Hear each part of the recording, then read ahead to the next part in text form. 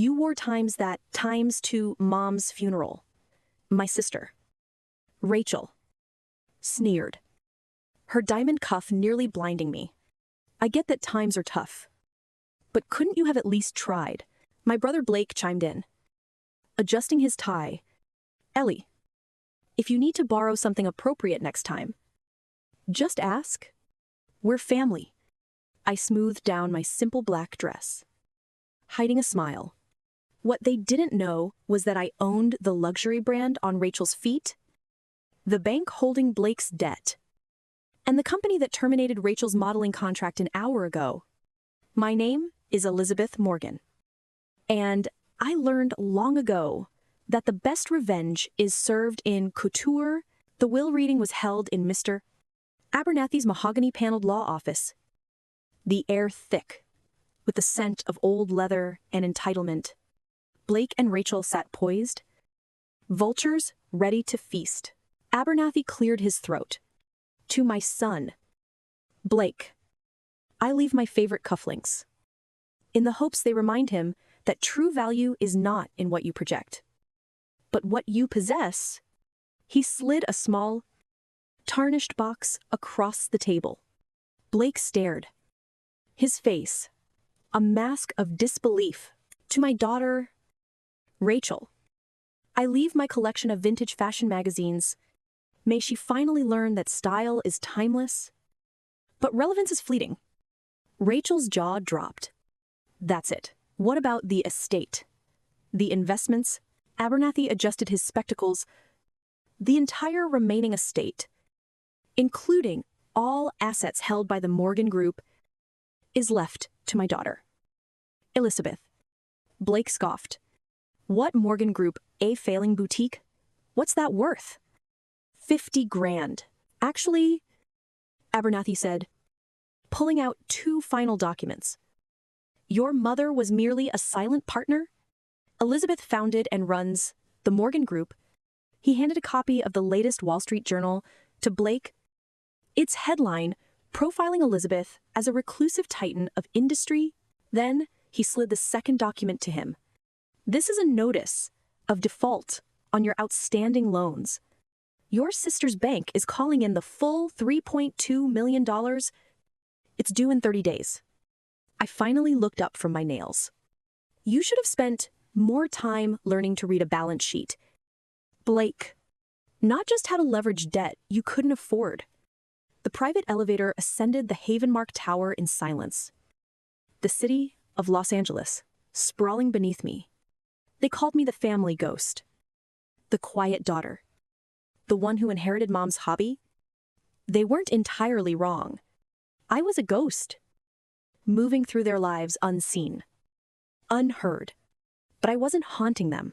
I was holding them up while they were learning to spend money. I was learning Mom's real lessons, that fabric has a grain, people have tells, and value is a story you tell yourself. My grandmother's inheritance, a modest $50,000, wasn't spent on a down payment for a condo. It was the seed capital for my first private atelier, hidden in the back of Mom's boutique. From there, I grew. I built an empire in the shadows. One stitch, one acquisition, one calculated risk at a time. When Blake's first business venture was about to collapse, I created a holding company to offer him a loan he unknowingly took from me. When Rachel's credit card debt spiraled into 6 figures, my firm discreetly bought it from the banks. They thought they were being bailed out by luck. They were being supported by the sister they pitied. Mom's will wasn't a gift. It was a final, public acknowledgement of a kingdom I had already built, a power I already wielded. The elevator doors opened onto my executive floor. My assistant, Marcus, met me with a tablet. The acquisition is complete. Ms. Morgan. Valderie, I asked, as of 5 minutes ago. It's yours, he confirmed. The very brand that had just fired Rachel? Now, I owned her past, as well as her future. Blake refused to be a victim. In his mind, he was a lion, and I was a mouse who'd gotten lucky. He saw my empire not as something I'd built, but as something I'd stumbled into. His counterattack was classic. Arrogant. And textbook stupid. He launched a corporate raid. He started spreading rumors to minority shareholders. Whispers of an incompetent heiress running the Morgan Group into the ground. He leveraged his old banking connections, rallying investors for a hostile takeover, targeting what he perceived to be the company's weakest asset, the antiquated textile division. He called it a relic, a sentimental liability. I was too foolish to sell. He believed he was targeting a weakness. He had no way of knowing I'd secretly invested $80 million into that relic, transforming it into a cutting-edge facility for advanced material sciences. He thought he was forcing the sale of a failing mill. He was walking into a fortress. His final email was triumphant. Emergency shareholders meeting vote of no confidence in Elizabeth Morgan. He was so sure he was about to checkmate me. The fool. The boardroom was a shark tank. And Blake was chumming the water, had delivered a passionate speech, painting me as a sentimental amateur, a boutique owner playing dress-up in a CEO's chair. The shareholders murmured. Smelling blood, when he finished, I didn't raise my voice. I didn't need to. Thank you. Blake, your assessment is noted. I motioned to Marcus. And the screens behind me came to life. Blake is right. The textile division was times a relic. Satellite imagery showed the old mill. But for the past 18 months, it has been undergoing a slight renovation. Three-dimensional models filled the screen, revealing a state-of-the-art research and manufacturing campus. We've just secured an exclusive 10-year contract with the Department of Defense to produce next-generation tactical fabrics. I let that sink in. Projected revenue is just over $500 million. The room went silent. Blake's allies stared at him, their faces shifting from predatory hunger to cold fury. The vote of no confidence failed, with only one vote in favor his own. He cornered me as I was leaving. How he whispered, his face pale. I looked him dead in the eye. You were playing checkers. Blake, I've been playing this game for 20 years. Defeated professionally. Blake escalated to a place from which there is no return crime. Marcus found it at 3 a.m, a major security breach. My brother, the MBA, with a god complex, had committed federal wire fraud. Using old legacy protocols from a company we'd acquired years ago, he siphoned $20 million from an offshore account, structuring the theft to look like it came from my personal terminals. It was a desperate, suicidal act designed to frame me and give him enough capital to disappear. I felt no panic, just a chilling, crystalline clarity. The boy who stole $20 from our mother's purse had finally graduated. Do we call the authorities? Marcus asked, his voice tight. No. I said, my own voice unnervingly calm. Not yet. He used crypto to hide the funds. I want you to track it. Every transaction. Every wallet. I also want to know if Rachel was involved. Call in the forensic team from Zurich. Let him think he's won. Let him run. A cornered rat will chew its own leg off to escape a trap. I was simply going to give him the rope. Stand back and watch him braid his own noose. My mother raised a businesswoman, but my father's daughter learned that sometimes you have to have a little poison in your veins to survive the snakes. The frantic call came from Rachel. The FBI. They're here. They're arresting Blake. I arrived at the Bel Air mansion to find chaos. Federal agents. Flashing lights. And the shattered remnants of my family's pride.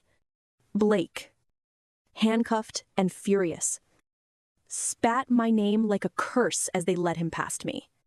I ignored him and walked inside to where Rachel was weeping, and my father stood, a ghost in his own home. They're taking everything. He whispered, the house. It was leveraged against a loan from Blake's bank. The bank is seizing it. They both turned to me, their eyes pleading. For the first time in their lives, they saw me, not as a disappointment, but as a lifeboat. Please. Elizabeth.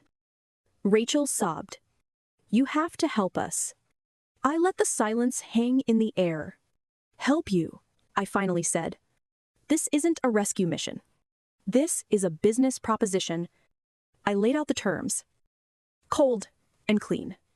For Blake, I will provide the best legal team money can buy. For Rachel, I have an entry-level job and a modest apartment. For Dad, the guest house on my Malibu property. In exchange, I paused, letting them feel the weight of it. I want your complete and total submission, your cooperation with the authorities, full restitution from any remaining assets, and you will never, ever use my name or influence again. You will answer to me. My father stared, aghast. You do this to your own family. No, I replied. My voice, as hard as diamond. This is me managing my assets. Mom didn't raise a monster. She raised a businesswoman. And right now, you are all very, very distressed assets. They accepted the deal. Of course they did. The fallout was swift, but clean. Blake served 18 months in a minimum security prison and, stripped of everything, found a surprising purpose, teaching financial literacy to other inmates. Rachel, humbled and starting from zero, discovered she had a genuine talent for marketing, not just for being the face of it. My father found a quiet peace in the Malibu guest house, tending to the gardens with a focus he'd never dedicated to his balance sheets. My final move was converting the seized Bel Air mansion, their monument to ego, into a foundation for underestimated entrepreneurs. I rewrote their legacy into something that mattered. The emotional resolution came quietly. Mr. Abernathy delivered a letter my mother had left for me. Asterisk. They won't see you until they have to. She'd written, be patient. Your strength is in your vision, not their validation.